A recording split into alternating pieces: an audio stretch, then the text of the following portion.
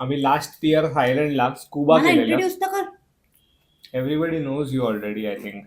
She's my wife Rujuta and I'm her husband Sankal. So last year आम्ही actually कोतावला गेलेलो, which is in Thailand. आणि Koh Tao is famous for scuba diving. Open water course करायचा ठरवलेला, म्हणजे in fact थायलंडचा plan बनलाच त्यासाठी होता की आम्हाला ओपन वॉटर कोर्स करायचा आहे. कोताव जे आहे तिकडे पहिली गोष्ट तर आम्हाला हे जाणवलं की कोणीच इंडियन नव्हतं, म्हणजे पूर्ण आयलंड वरती आय डोंट थिंक की आम्हाला दिवाळीत गेलेलो स्पेसिफिकली म्हणून मे बी त्यामुळेही असेल, बट बाकी फुकेटमध्ये वगैरे बरेच इंडियन्स होते. सो आय थिंक कोताव हे इंडियनसाठी थोडंसं लेस एक्सप्लोर्ड आहे, किंवा लोक ऍडव्हेंचरसाठी जात नाहीत, ट्रॅव्हल करत नाहीत. कारण ते मेनलँड पासून काफी दूर आहे. करेक्ट. सो कोताव जे आहे, जसं आता रुजुता म्हणाली, ऍक्च्युली मी मॅप पण ओपन करून ठेवलेला. सो हा जो थायलंडचा मॅप आहे, इथे जर फुकेट येतं तर Koh Tao is very far from Phuket, Krabi किंवा सुरत थानी जे त्यांचं एक वन ऑफ द मोठं शहर आहे, तिथूनही ते लांब आहे. बरेच लोक को फांगांगला जातात, राईट. मून पार्टी जी होते, फुल मून पार्टी को समूईला होते. Let's say I think Koh Samui is famous for moon, full moon party. But Koh Tao जे आहे ते त्यापेक्षाही रिमोट आहे. आणि Koh Tao is only famous for scuba, म्हणजे ते एक छोटंसं आयलंड आहे ज्याच्यावरती काय म्हणतात, असे खूप रिसॉर्ट्स होते ऍक्च्युली तिकडे फॅन्सी. असं नाही म्हणणार की फॅन्सी बेसिक होता ऍज कम्पेअर्ड टू बाकीच्या Phuket रिसॉर्ट्सनुसार. and correct. मोस्टली तिथलं जे टुरिझम आहे it is dependent on scuba. आणि तिथे येणारा कोणताही माणूस आय थिंक स्कुबासाठीच येतो असं म्हणायला हरकत नाही. आणि of course it is a laid back island, so तुम्ही टाइमपास चिल करू शकता तिकडे. आय थिंक लोक तिकडे महिनाभर राहणारी सुद्धा होती, बट बॅकपॅकिंग ट्रिप करणारी. आम्ही जे गेलेलो, आम्ही 3 दिवसांचा कोर्स होता आमचा, open water course. This is a very basic course. हा जर तुमचा झाला असेल then you can go for advance. त्यामुळे आम्हाला करायचा होता तो. Let's come to the price. Maybe आपण जाऊयात, बाकीच्या गोष्टी पण डिस्कस करूयात, बट बिफोर दॅट हा कोर्स आम्ही क्लुकवरनं बुक केलेला. सो आत्ता त्याची कॉस्ट मला 27,000 दिसते. आय थिंक तेव्हा पण 27, 26 किंवा 25 पर्यंत होती. थोडंफार डिस्काउंट पकडून ऍक्च्युली आम्हाला 25 मध्ये पर पर्सन हा कोर्स पडलेला. सो दोघांचे मिळून आम्ही 50,000 स्पेंड केलेले. But it was totally worth it. What do you think? It's definitely fully worth it. Yes. No thoughts about that. Okay. So we will have to be little more louder, Babudi. Okay. थोडंसं. Fully agree to what you're saying. हा formal interview नाहीये, त्यामुळे एकदम fully agree to what you saying करायची गरज नाहीये. हा तुम्ही मला ब्रीफिंग दिलं नव्हतं. ओके. हो, खरंच खूपच चांगला कोर्स होता. म्हणजे can't even express in words, पण इतका चांगला एक्सपिरियन्स होता. स्टार्टिंग फ्रॉम डे वन, जेव्हा आपण ते ओपन वॉटर त्यांनी शिकवलेलं, आपण काय करायला पाहिजे, कसं पाण्यात होतं. आपण इव्हन बालीमध्ये गेलो, आपल्याला वन डे त्यांनी लोकांनी ट्रेन केलं होतं. आणि नेक्स्ट आपण बालीमध्ये नुसा पेंडाला करेक्ट. तर तिकडे त्याच्यापेक्षा पण मला थोडं डिटेलिंग होतं या कोर्समध्ये, कारण हा प्रॉपर कोर्स होता. त्याच्यामुळे त्यांनी आपल्याला बऱ्याच गोष्टीच्या पाण्यामध्ये होऊ शकतात, म्हणजे अनफॉर्च्युनेटली अनप्रेसिडेंटली असं काही इश्यू झाले तर आपण कसं डील करायचं त्याचं प्रॉपर त्यांनी आपल्याला ट्रेनिंग दिलं होतं. Starting from how to manage cylinder, weights, everything we were suppose to do on our role. हे मी कधी इमॅजिन होतं. बालीला आपल्याला करून दिलं गेलेलं पूर्ण. That was a big difference between तो कोर्स आणि हा कोर्स. मस्त होता, म्हणजे एक्सपिरियन्स खूपच चांगला होता आणि खूप मजा आलेली. म्हणजे असं बेसिकली एकदम थोडक्यात सांगायचं तर बालीला जे आम्ही केलेलं ते फ्री डायव्हिंग कोर्स होता.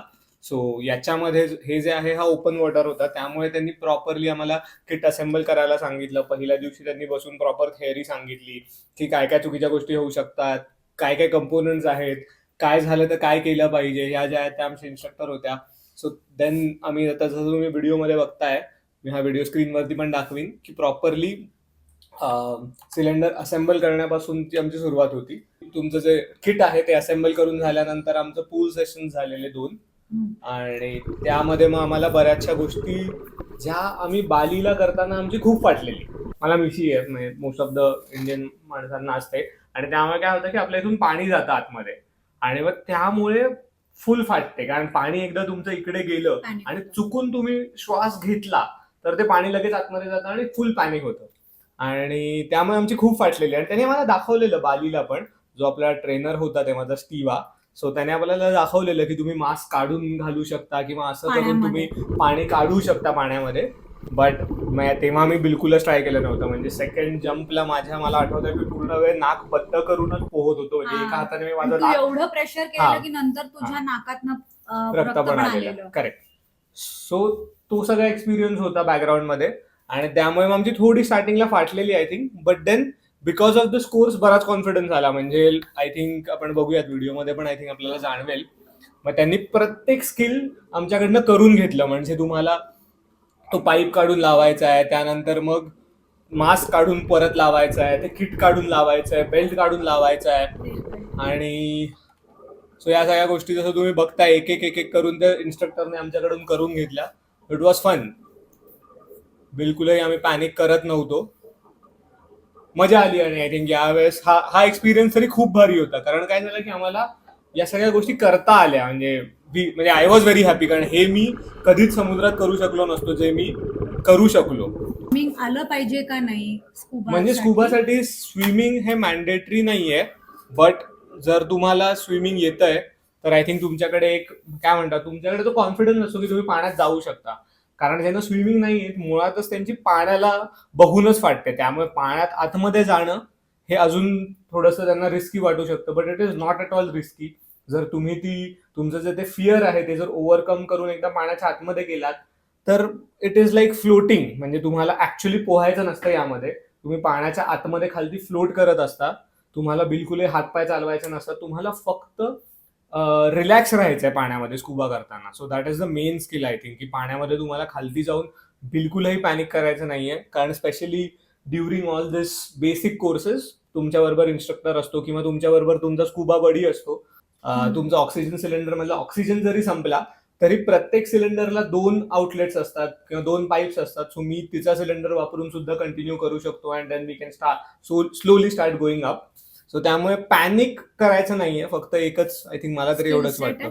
हा, पण असं नाही म्हणू शकत की पुढे मागे आपल्याला करायला लागतं. जसं आपण फॉर एक्झाम्पल बालीमध्ये आपला इन्स्ट्रक्टरच आपल्या सगळीकडे नेत होता. Because I remember clearly. कारण बालीमध्ये जेव्हा आपल्याला मोठे मोठे मॅन्टारेज दिसलेले आपण घाबरलो होतो दोघंही. तर त्यांनीच आपल्याला फुल्ली नॅव्हिगेट केलेलं पुढे मागे कसं काय करायला पाहिजे. इकडे आपण स्वतः करत होतो. सो त्यांनी आपल्याला सांगितलेलं की डूज अँड डोंट्स काय केलं पाहिजे, कसं केलं पाहिजे, कुठे आपण म्हणजे specifically even with water organisms आपण त्यांना कसं हँडल केलं पाहिजे, कसं ट्रीट केलं पाहिजे, आपण म्हणजे एन्व्हायरमेंटल फ्रेंडली कसं होऊ शकतो, या गोष्टी पण त्यांनी आपल्याला सांगितलेल्या. आणि मला असं वाटतं की there was a stark difference जेव्हा आपण बालीला केलं वर्सेस आपण इथे केलं. कारण मला स्टार्क डिफरन्स म्हणजे खूप जास्त होता. कारण बालीचा इफ आय रिमेंबर करेक्टली आपण काय केलेलं, आपण फक्त ब्रीद इन ब्रीद आउट केलं होतं. राईट. कारण तोच आपल्याला इकडे तिकडे घेऊन जात होता. आपला चांगला basically what you are trying to say की ओपन वॉटर कोर्स केला पाहिजे. कारण त्याच्यात थोडासा जास्ती वेळ पण मिळतो and then you become more technical and you become more technical. Yes, but essentially माझा हा पॉइंट आहे की this is not for fun. This is for fun.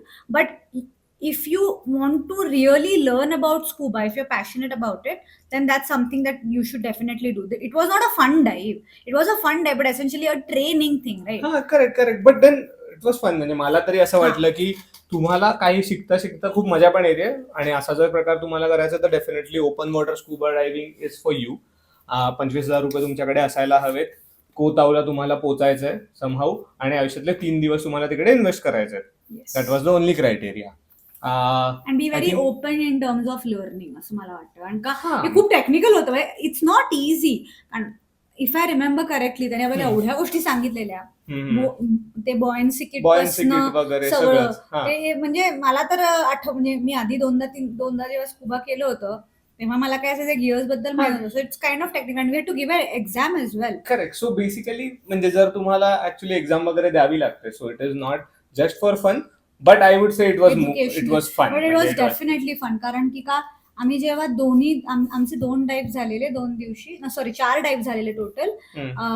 Day 1 ला आपण 2 डाईव्ह केले, डे 2 ला आपण 2 डाईव्ह केले. दोन्ही वेळेला एक्सपिरियन्स खूप वेगळा होता. कारण वॉटर टेरेन्स खूप वेगळे होते. सो म्हणजे असा जो शांतपणा पाण्यात मिळतो ना तो असा कुठे मिळत नाही. सो एसेन्शियली इतकी शांती असते की तुम्ही स्वतःशीच बोलता. तुमचा पार्टनर पण जर तुमच्या बरोबर असेल नसेल पण इट जस्ट दॅट की तुम्ही त्याला फिजिकली बघू शकता, पण कम्युनिकेशन काही नसतं. सो हम्म. जो एक्सपिरियन्स असतो तोच इतका भारी असतो, कारण हम्म. तुम्ही स्वतःशी बोलू शकता त्या पॉइंटला, आणि फक्त काही नाही, पाण्याचा आवाज आणि फिशेस. तो म्हणजे मला असं हम्म. वाटतं की खूपच जास्ती असा माइंड ब्लोईंग एक्सपिरियन्स होता, आणि I would recommend scuba for everybody. म्हणजे जरी स्विमिंग नसेल येत तरी मला असं वाटतं की लोकांनी मग ओपन वॉटर कोर्स करू नये, पण लोकांनी फन डाईव्ह नेहमी करावे. हे मी बघितलंय. मग फुकेटला किंवा बाकीच्या ठिकाणी बऱ्याच ठिकाणी काय होतं की ते लोक हा जो स्विमिंग पूलवाला प्रकार आहे तो घेत नाहीत, डायरेक्टली समुद्राच्या पाण्यात उतरवतात. आणि इव्हन अंदमानला पण आय थिंक असा स्विमिंग पूल प्रकार नव्हता, राईट?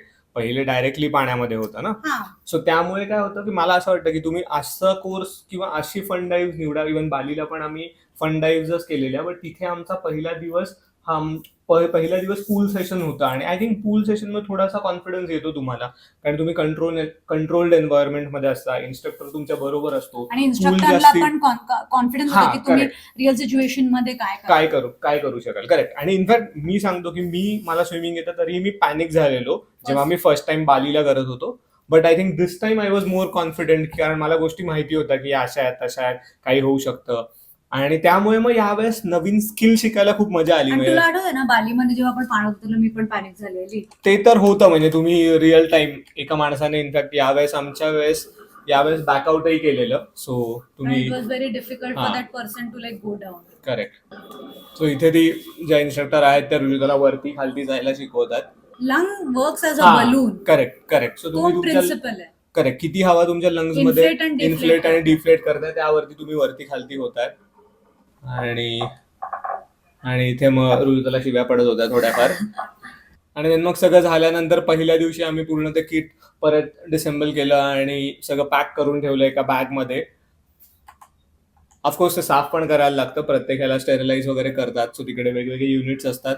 आणि देन मग दुसऱ्या दिवशी आम्ही निघालेलो.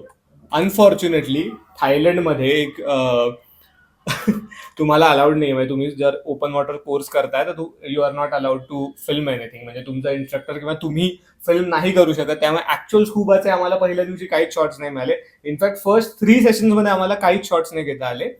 आणि लकीली तिसऱ्या सेशनला आमच्या बरोबर एक ऍडव्हान्स स्कुबा हे होता, डायव्हर होता. इन्स्ट्रक्टर होता. हा, आय थिंक आम्हाला पण आठवत नाहीये, बट त्याला आम्ही रिक्वेस्ट केली. म्हणजे आमच्या इन्स्ट्रक्टरने सांगितलं की maybe you can check with him. आणि मग आम्ही जाऊन त्याला रिक्वेस्ट केली. देन मग तो असाच आमच्या बरोबर डाईव्ह करायला आलेला आणि त्याने खूप भारी शॉट्स घेतले, म्हणजे तुम्हाला बघून मजा येईल. आणि बऱ्याच गोष्टी झाल्या त्यामध्ये. आपण हरवलेलो कधी थर्ड डाईव्ह मध्ये थर्ड हरवलेलो. डाईव्हला हरवलेलो. हा. म्हणजे हरवलो नव्हतो, पण म्हणजे आपण सेपरेट झालेलो. हा, म्हणजे रुजुता थोड्या वेळासाठी गेलेली. त्यानंतर मग मी त्या इन्स्ट्रक्टरला सांगितलं की ती तिकडे चालली आहे. कारण पाण्यात असंच होतं, तुम्हाला कळत नाही, कारण तुम्ही तुमच्या विचारांमध्ये असता आणि नवीन गोष्टी करेक्ट नवीन गोष्टी दिसतात, तुम्हाला काहीतरी भारी दिसतं, you start chasing that thing. आणि रुजुता त्या साईडला चाललेली आणि आम्ही दोघं, ती इन्स्ट्रक्टर बोलली ठीक आहे we will wait here and watch. आणि मग आम्ही तिकडे बसून थांबलेलो. रुजुताने थोड्या वेळात बघितलं की अरे आजूबाजूला कोणी दिसत नाही, मग ती मागे आलेली. आणि एकदा तू पण हा, आणि एकदा माझं पण तसंच झालेलं, कारण मी मस्त गेलो आणि मला असं वाटलं की आय थिंक हे लोक या साईडला गेलेत. देन मग मी एका ठिकाणी दुसरीकडे पोहायला लागलो. आणि त्याचे पण प्रोटोकॉल्स असतात की तुम्हाला विदिन 60 सेकंड जर कोणी दिसत नाहीये किंवा तुम्ही जर ग्रुप पासून सेपरेट झालाय, तुम्हाला इन्स्ट्रक्टरशी कॉन्टॅक्ट तुटलाय, तर मग तुम्हाला काय करायचं हे त्याच्यामध्ये शिकवलेलं. सो आम्ही पॅनिक नव्हतो. इट जस्ट दॅट की मग त्या 60 सेकंड नंतर तुमची डाईव्ह संपणार, कारण तुम्हाला मग त्या हळूहळू वरती यायचंय आणि मग एका पॉइंटला येऊन परत थांबायचंय. मग त्याचे वेगवेगळे प्रोटोकॉल्स आहेत. You'll get to learn when you join more in that course. But then it was fun. म्हणजे आणि मग या लास्टच्या काही ह्याच्यामध्ये लास्ट डाईव्ह मध्ये रुजुताचा तर मेन प्रॉब्लेम झालेला की रुजुताला खालती जाता येत नव्हता. आणि पहिल्या दिवशी तर तिला खूप शिव्या पडल्यात त्या इन्स्ट्रक्टर कडनं, कारण ती खालती जाऊच शकत नव्हती. म्हणजे मी वर फ्लोट होत चाललेली. मला ते डिफ्लेट करायला, म्हणजे मी ऍक्च्युअली पॅनिक नव्हती, पण मी माझ्या लंग्सचा जसा युसेज केला पाहिजे तसा करत नव्हती. तो जेव्हा आपण 18 मीटर हळूहळू खाली जातो ना, कारण एअर प्रेशर तेच दाखवतो असतो, आणि आपल्याला एअर प्रेशर हळूहळू काढत खाली जायचं असेल. You can not go directly to 18 metres. मग तेव्हा तेच माझा प्रॉब्लेम होत होता की मी वरच राहायची. म्हणजे माझं जरी मी कानाचं प्रेशर हँडल करू शकत होती, तरी माझा त्या पॉइंटला लंग्स इन्फ्लेटेड असायचे, त्याच्यामुळे मी तुमच्यापेक्षा वर असायची आणि मग माझा बॉडी कंट्रोल पण सुटायचा. सो तिने मला बऱ्याच शिव्या घातल्या, पण थर्ड का फोर्थ सेकंड डायपासून मी प्रॉब्लेम मी व्यवस्थित तुला सांगतो, त्याचा मेन प्रॉब्लेम होता की ती सायकल चालवायची. इकडे जसं दिसतंय ती तुम्हाला पाय असे असे मारायचे, म्हणजे त्या इन्स्ट्रक्टरने आम्हाला 10 वेळा तरी बस, असं बस. दाखवलं हा की पाय तुम्हाला असे असे मारायचे. पण ऋजुता काय सायकल चालवायचं थांबवत नव्हती. ठीक आहे, थोडंफार मी पण चालवली आहे. हा मग आत्ती बोलतो बट काय सुंदर विश्व होतं, म्हणजे ऍक्च्युली काय म्हणतात त्याला, कोरल्स खूप भारी होते. आय थिंक थायलंड मधले पण खूप मोठे मोठे कोरल्स होते. आणि त्याच्यामुळेच त्यांनी स्कुबा बंद केलेलं, सॉरी स्कुबा म्हणते, स्कुबाचं शूटिंग बंद केलेलं, कारण त्यांनी कुठेतरी धडकतात म्हणजे किंवा पाय लोक लागतो. धडकतात. हा, शूटिंग करण्याच्या नादात लोक जास्ती जवळ वगैरे जातात, किंवा त्यामुळे मग बरेचसे कोरल्स डिस्ट्रॉय होतात. सो त्यामुळे त्यांनी ते शूटिंग बंद केलंय. You are not allowed to film while you are. आणि मग मला अजून एक गोष्ट सांगायची असं वाटतं की आपण कोतावला जेव्हा गेलेलो तेव्हा आपण मंथ आणि डेज बघून गेलेलो, कारण तिकडे असं एक सर्टन टाइम मध्ये तुम्ही करू शकत नाही. तर विजिबिलिटी खूप इम्पॅक्टेड असते, कारण जसे विंड जातात तसे तुमची विजिबिलिटी इम्पॅक्ट होते. सो गेलेलो तुम्हाला आपण? आपण ऑक्टोबर मध्ये गेलेलो, पण त्यांनी सांगितलं नोव्हेंबर ते फेब्रुवारी काही होऊ शकत नाही. सो ते पण मला वाटतं महत्वाचं आहे. हा, मग त्या केसमध्ये तुम्ही फुकेट साईडला वगैरे जाऊ शकता, which is Andaman sea, right. Phuket साईडला तुमचा अंदमान सी आहे, आणि हा जो आहे हा थायलंडचा कोणता तरी दुसरा सी आहे. म्हणजे याला आय थिंक पार्ट तर त्याचाच येतो, but it is on this side. So त्यामुळे इथे तुम्हाला जाण्यासाठी आय थिंक सप्टेंबर ऑक्टोबर पर्यंत याचा सीझन संपतो, आणि मग नोव्हेंबर ऑक्टोबर पण काइंड ऑफ शोल्डर सीझनच होता. मग ऑलरेडी विजिबिलिटी तशी कमी होती. It's just that we were lucky on some spots की जिथे आम्हाला प्रॉपर दिसत होतं. नंतर तिकडे पावसाळा चालू होतो आणि मग विजिबिलिटी पूर्ण इम्पॅक्ट. मग असं करत करत आम्ही आमच्या इन्स्ट्रक्टर बघा, युजली मग बघा तुम्हाला ऍक्च्युली कळत असेल की ह्याच्यामध्ये पोहत कोणीच नाहीये. जर तुम्ही इन्स्ट्रक्टरला बघितलं ना, आपले हात लॉक्ड असतात. तुम्हाला फक्त तुमचं एअर प्रेशर जे आहे त्याच्याने तुम्हाला वरती खालती जायचंय ते करायचंय. म्हणजे तुम्ही जेवढा श्वास घ्याल तेवढं तुम्ही वरती जाल, जेवढी तुम्ही हवा बॉडीतनं काढून टाकाल तेवढं तुम्ही खालती याल. आणि then तुमची इन्स्ट्रक्टर जी असते ती तुम्हाला प्रत्येक वेळेस इन्स्ट्रक्शन किंवा गाईड करत असते की तुम्हाला काय करायचंय. तुम्हाला फक्त तिला बघायचंय प्रत्येक वेळेस, आणि त्यानुसार जी की ती सांगते की समजा स्टे करायचंय. त्यानंतर वेगवेगळे माशांचे प्रकार असतात की जे तुम्हाला एखादा कुठला मासा स्पॉट करताय तर ते तुम्हाला म्हणजे तुम्ही एकमेकांना दाखवू शकता की बॅराकुडा आहे, मोठा बॅराकुडा आहे. त्यानंतर क्रॅबचं काय साईन होतं, आय थिंक क्रॅबचं साईन असं होतं, मला आठवत नाही. आय थिंक असं काहीतरी क्रॅबचं साईन होतं. बट खूप भारी एक्सपिरियन्स होता, असं तुम्ही बघताय. वाव. आणि मेन म्हणजे त्याने खूप शॉर्ट्स पण खूप मस्त घेतले.